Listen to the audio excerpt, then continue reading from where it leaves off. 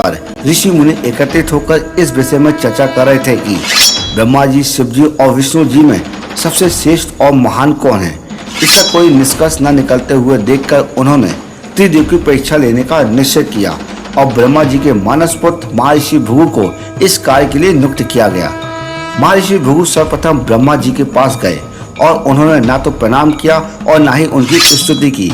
ये देखकर ब्रह्मा जी को क्रोध आ गया और क्रोध की अधिकता से उनका मुख लाल हो गया, लेकिन फिर भी ये सोचकर कि ये उनके पुत्र हैं, उन्होंने हृदय में उठे क्रोध के आवेग को विवेक और बुद्धि में दबा लिया।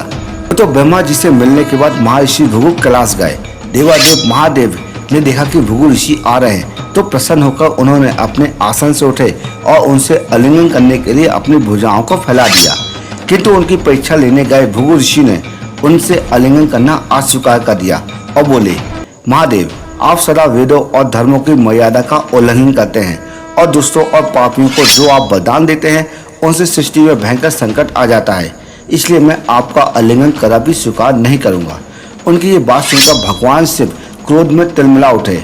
उन्होंने जैसे ही त्रिशूल उठाकर उन्हें मारना चाहा, वैसे ही भगवती सती आई और त्रिशूल को पकड़ लिया।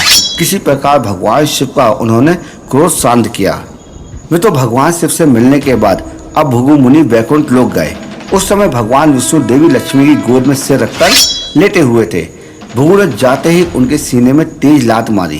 वक्त वश भगवान विष्णु शीघ्र ही अपने आसन से खड़े हुए और उन्हें प्रणाम करके उनके चरण सराहते हुए बोले, भगवान, आपके पैर पर कहीं चोट तो नहीं लगी?